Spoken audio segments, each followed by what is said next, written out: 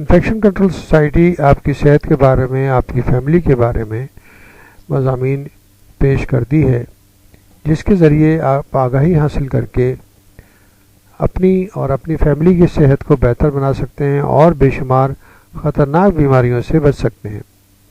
آج کل کے دور میں سب سے بڑا مسئلہ یہی ہے کہ ڈاکٹر حضرات کے پاس اتنا ٹائم نہیں ہوتا کہ بہت ڈیٹیل میں آپ کو سمجھائیں اور مرض کے بارے میں آپ کو بتائیں۔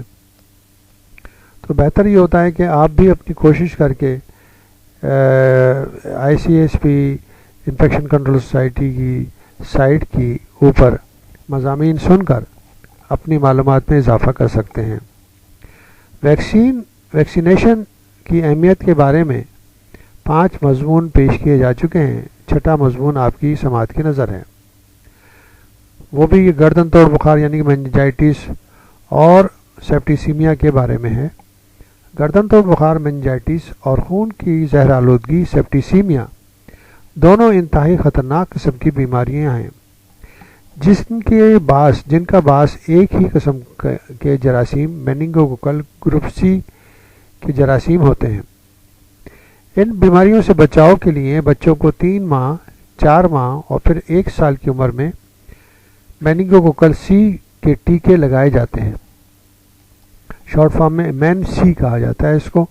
یہ بات بہت اہم ہے کہ آپ گردن توڑ بخار، خون کی زہر آلودگی کی علامتوں کے بارے میں پہلے سے آگاہ ہوں، تاکہ یہ علامتیں دیکھنے میں آئیں تو فوری طور پر کارروائی ممکن ہو سکے۔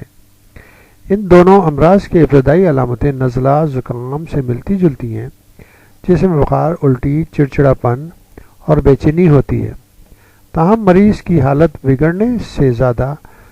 بگڑنے میں زیادہ دیر نہیں لگتی، اس لیے علامتوں پر نظر رکھنا ضروری ہے۔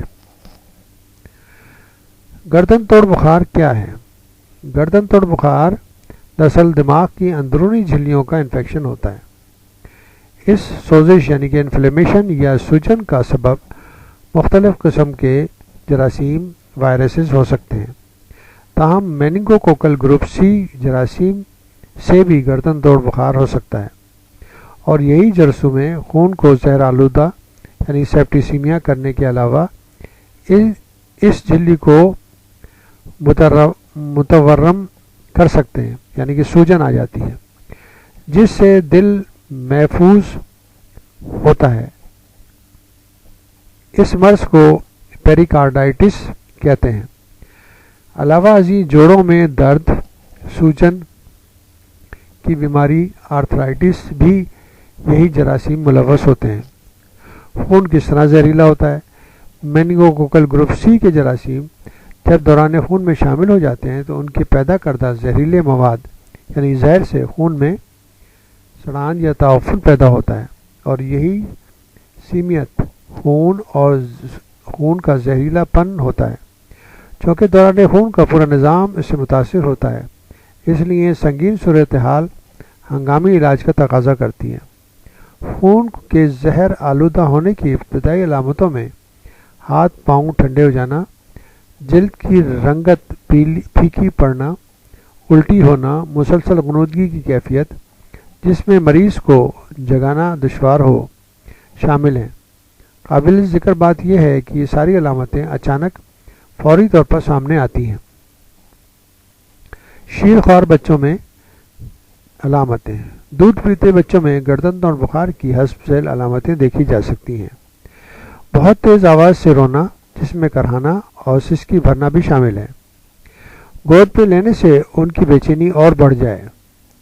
سر کے اوپر ہڈیوں کے درمیان کی جگہ تالوے کے اوپر کا ابھر جانا، ایسی غنودگی طاری ہونا کہ وہ آپ کی طرف توجہ نہ ہو، یا آپ اسے جگانے کی کوشش کریں اس پر کوئی اثر نہ ہو، بے سدھ ہو جانا یا جسم اکڑ جائے اور جھٹکے لگنے لگیں، غذا لینے سے انکار اور قے کرنا، جلد پھیکی داغدار یا اس کی رنگت نیلی پڑنے لگے، بخار ہونا۔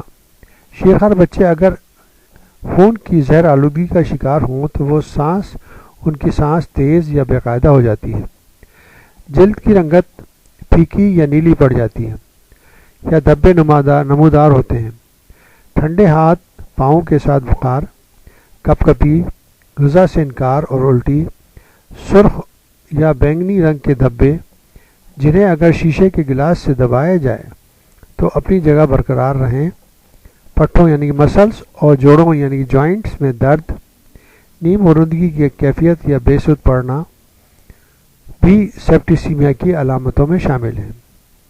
یہ علامتیں اگر ظاہر ہوں تو فوری طور پر بچے کو ہاسپٹل لے جانا چاہیے اور کسی اچھے ہاسپٹل میں اس کا علاج کرانا چاہیے، کیونکہ اس میں ذرا بھی غفلت اور ذرا بھی دیر